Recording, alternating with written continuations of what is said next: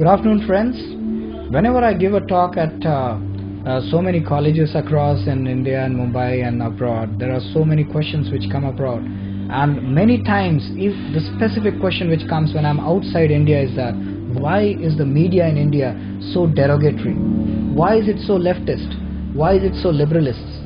Why ultimately it actually removes that very tradition of the Vedic culture from the roots of India? Why is media so negative? So I just thought of sharing something with you. Abdul Kalam, the ex-president of India, passed away, and he was in Israel, and he wrote a very beautiful article that in that day where he was there, the Hamas bombed Israel. But still on the newspaper, the first heading which was there was of a beautiful new invention that the Israeli people had done. It was not about the number of people who were killed or of the bombing of Hamas or any wrong thing or negative thing for the people. So today, unfortunately, the media is so wrong. It just depicts the negative and the negative all the time to create a mindset in the mind of Indian to be thinking about his own nation in a very derogatory way. So let's think, why is it happening? And I've got some answers for you. The answers are here. Let us see the ownership of different media agencies in India. Number one, NDTV, a very popular TV news media. It is funded by Gospels of Charity in Spain, supports communism. Recently, it has developed a soft corner for Pakistan because Pakistan president has allowed only this channel to be aired in Pakistan. Indian CEO Pranav Roy is a co-brother of Prakash Karat, General Secretary of the Communist Party of India. His wife and Brinda Karat are sisters. India Today, which used to be the only national weekly which supported BJP, is now bought by NDTV. Since then, the tone has changed drastically and turned into Hindu bashing.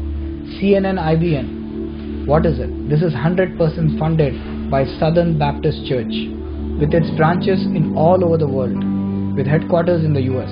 The church annually allocates $800 million for promotion of its channel. Its Indian head is Rajdeep Sardesai and his wife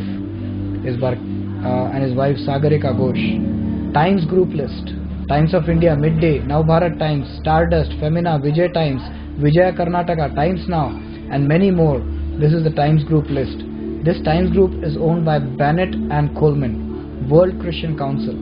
Does 80% of the funding, and an Englishman and an Italian equally share balance of 20% in it. The Italian Roberto Mindo is a close relative of Sonia Gandhi. Star TV, it is run by an Australian who is supported by St. Peter's Pontifical Church, Melbourne. Hindustan Times, owned by Birla Group, but hands have changed since Shobana Bhartiya has took over. Presently, it is working in collaboration with Times Group.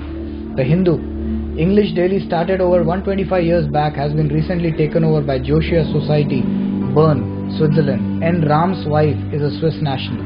Indian Express, divided into two groups, the Indian Express and New Indian Express, Southern Edition. ACTS Christian Ministries have major stake in the Indian Express, and latter is still with the Indian counterpart.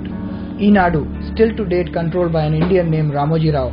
Ramoji Rao is connected with film industry and owns a youth studio in Andhra Pradesh.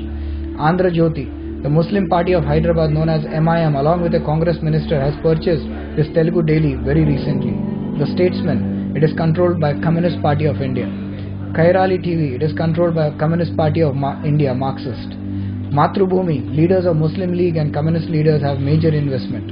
Asian Age and Deccan Chronicle, it's a Saudi Arabian company which holds stakes, and the chief editor is MJ Akbar. Gujarat riots which took place in 2002 where Hindus were burnt alive, Rajdeep Sardesai and Barkha Dutt, working for NDTV at that time, got around $5 million from Saudi Arabia to cover only Muslim victims, which they did very faithfully. Not a single Hindu family was interviewed or shown on TV whose near and dear ones had been burnt alive in Godhra. So, the ownership explains the control of media in India by foreigners. The result is obvious. Ponder over this. Now you know why everyone is against the truth. How very sad. Don't forget to share.